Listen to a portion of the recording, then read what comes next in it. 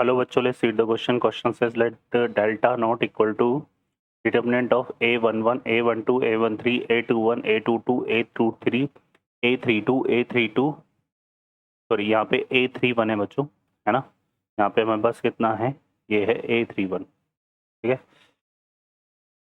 तो ये हमारे पास यहाँ पे a31 है ना. ये कितना आएगा a31. ठीक है,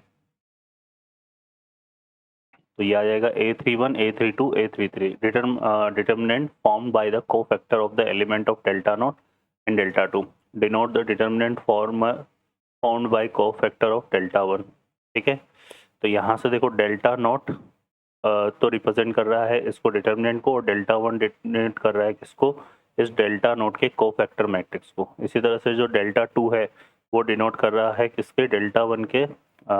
denote the determinant farmer bye the cofactor of delta 1, delta 1 के. तो सिमिलरली डेल्टा एन डिनोट कर रहा है इसको, determinant of form by the cofactor of delta n minus 1. Then the determinant of delta n is, option है हमारे पास delta naught की पावर 2n, डेल्टा नॉट की पावर 2n, डेल्टा नॉट की पावर n² और डेल्टा नॉट का square. Solve करते हैं बच्चों क्वेश्चन को. इस क्वेश्चन के लिए जो की कॉन्सेप्ट है वो देख लेते हैं पहले हम यहाँ पे. की कॉन्सेप्ट, तो इसमें हम की कॉन्सेप्ट में देखिए बच्चों क्या यूज़ में लेंगे यहाँ पर. एक तो हम ये रिजल्ट यूज़ में लेंगे यहाँ पे कि हमारे पास जो ये होता है adjoint of determinant of A, ये किसके इक्वल होता है, a raise to determinant of a raise to n-1 के, है ना.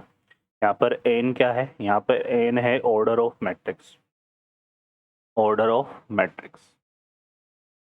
ठीक है, को रिप्रेजेंट कर रहा है ना. क्लियर है, ये चीज़ है हमारे आ जाएगा हमारे पास. और सेकंड बात करें हम यहाँ पे, तो determinant of A transpose equal to determinant of A के इक्वल होता है. ठीक है, तो ये जो रिजल्ट है यहाँ पर हम यूज़ में लेंगे. सॉल्व करते हैं क्वेश्चन को. इस क्वेश्चन में देखें तो यहाँ पर क्या करेंगे हम, देखिए इस क्वेश्चन के लिए सबसे पहले हम यहाँ पे कंसिडर कर लेते हैं, हमें दिया हुआ है डेल्टा नॉट, तो यहाँ पे हम कंसिडर कर लेते हैं लेट ए इक्वल टू, हमें यहाँ पे क्या गिवन है, ए इक्वल टू हमारे पास आ गया मैट्रिक्स ए, हमने एक मैट्रिक्स ले लिया जो कि गिवन है a11 a12 a13 a21 a22 a23 और a31 a32 और a33. इस तरह से ये मैट्रिक्स गिवन है हमारे पास ए, है ना. तो यहाँ से जो डिटर्मिनेंट ऑफ ए है वो इसको क्या रिप्रेजेंट कर रहा है, डेल्टा नॉट. ठीक है बच्चों, तो ये चीज़ है यहाँ पर हमारे पास. ओके, अब यहाँ पर हम इसी तरह से क्या कंसिडर कर लेते हैं, लेट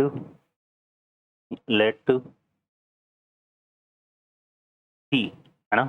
ये जो सी हमने लिया है, सी किसको रिप्रेजेंट कर रहा है यहाँ पर, ये रिप्रेजेंट कर रहा है कोफैक्टर, है ना. कोफैक्टर मैट्रिक्स ऑफ सी को हमने क्या ले लिया यहाँ पे, सी हमारे पास क्या हो गया, कोफैक्टर मैट्रिक्स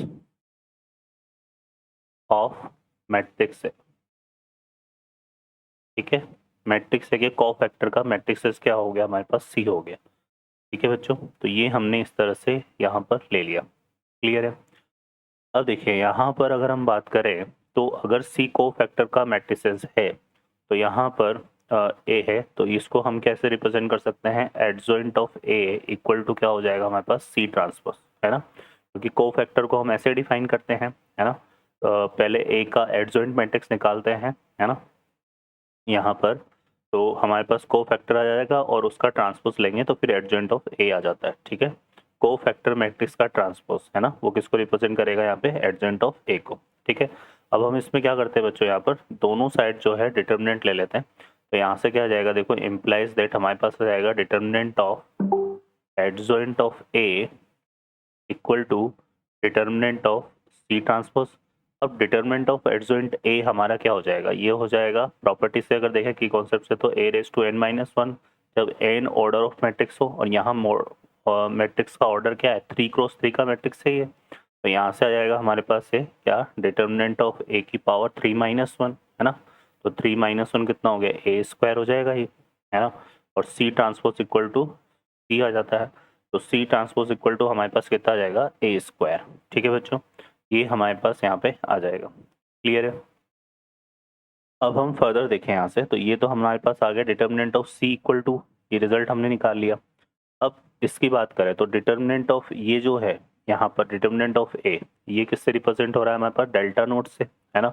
और डिटर्मिनेंट ऑफ सी ये किससे रिप्रेजेंट हो रहा है हमारे पास, C1 से, है ना। ठीक है, तो इसी तरह से अगर हम बात करें यहाँ पर, तो ये तो हमारे पास क्या आ गया, डिटर्मिनेंट ऑफ ये जो रिजल्ट है ये तो रिप्रेजेंट हो रहा है किससे, डेल्टा नॉट से। तो डेल्टा नॉट का क्या हो गया, स्क्वायर इक्वल टू, है ना। और सी किससे रिप्रेजेंट क्या हो रहा है हमारे पास, डेल्टा 1 से। ठीक है, ये चीज़ हमारे पास आ जाएगी, है ना।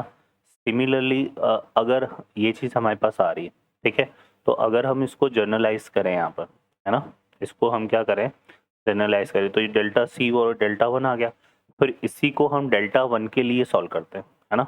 अब देखो यहाँ पर अगर हम देखें तो डिटर्मिनेंट ऑफ सी जो है वो किसको रिप्रेजेंट कर रहा है, डेल्टा 1 को, है ना। और सी ये इसको रिप्रेजेंट कर रहा है। और सी जो है हमारे पास क्या है, मैट्रिक्स है, किसका, कोफैक्टर मैट्रिक्स है ना। तो इसी तरह से जब हम फर्दर बात करेंगे यहाँ पे, है ना, तो अगर अब हम सिमिलरली अगर हम कंसिडर करते हैं मैट्रिक्स सी को, मैट्रिक्स सी को, है ना, ठीक है, किसकी जगह, है ना, किसकी जगह, ए की जगह। ठीक है, तो हमारे पास क्या आ जाएगा, यहाँ पर जैसे हमने इसको यूज़ किया यहाँ पे, है ना। और इसका कोफैक्टर मैट्रिक्स, इसके कोफैक्टर मैट्रिक्स को, कोफैक्टर कोफैक्टर मैट्रिक्स ऑफ सी को हम क्या ले लेते हैं यहाँ पे, लेट्स हमने बी ले लिया। ठीक है, कोफैक्टर मैट्रिक्स ऑफ सी को हमने क्या ले लिया, बी ले लिया। तो जैसे हमने यहाँ पे डिफाइन किया था वैसे डिफाइन करेंगे यहाँ पे कि जो एडजॉइंट ऑफ बी होगा, एडजॉइंट ऑफ सी होगा, सॉरी, जो एडजॉइंट ऑफ सी होगा वो किससे रिप्रेजेंट होगा, बी के ट्रांसपोज से, है ना। फिर इसमें फिर से हम दोनों साइड डिटर्मिनेंट ले लेंगे, तो डिटर्मिनेंट ऑफ यहाँ पे क्या आएगा, एडजॉइंट ऑफ सी, है ना। और ये क्या हो जाएगा, डिटर्मिनेंट ऑफ बी ट्रांसपोज, इस तरह से आ जाएगा। अब एडजॉइंट ऑफ सी जो है हमारे पास क्या हो जाएगा, ये किसके इक्वल हो जाएगा, ये हो जाएगा डिटर्मिनेंट ऑफ सी, क्योंकि को जब हमारे पास देखो ए हमारे पास 3 क्रॉस 3 का मैट्रिक्स है, तो सी भी हमारा क्या होगा, 3 क्रॉस 3 का ही मैट्रिक्स होगा, है ना।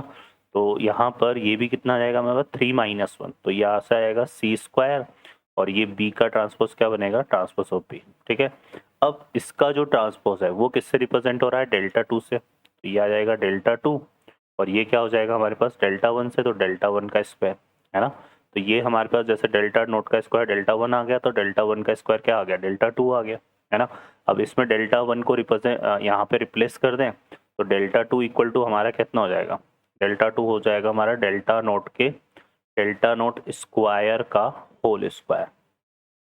ठीक है, इसी तरह से आएगा, है ना। तो ये हमारे पास इस तरह से चलता रहेगा, फिर इसका भी स्क्वायर, फिर इसका, फिर इसी तरह से जब हम डेल्टा 3 की बात करेंगे, है ना, इसकी तरह से डेल्टा 3 की, तो डेल्टा 3 हमारा कैसे हो जाएगा, डेल्टा 3 हमारा डिफाइन हो जाएगा डेल्टा नोट के स्क्वायर का फिर होल स्क्वायर, है ना, और फिर इसका स्क्वायर। तो ये हमारे पास इस तरह से रिप्रेजेंट होगा, है ना। तो यहाँ से सिमिलरली, है ना, इसी तरह से अगर हम यहाँ पे डेल्टा एन को डिस्क्राइब करें, तो डेल्टा एन हमारा क्या आ जाएगा बच्चों, डेल्टा नॉट, ये आ जाएगा 2 क्या बन जाएगा, 2 आ जाएगा एन टाइम्स, तो 2 एन। तो ये हमारा डेल्टा एन आ जाएगा इस तरह से। ठीक है, तो now check the correct option, तो ऑप्शन हमारा कौन सा करेक्ट हो जाएगा, सेकेंड। ओके बच्चों, I hope you understand well, best of luck, thank you.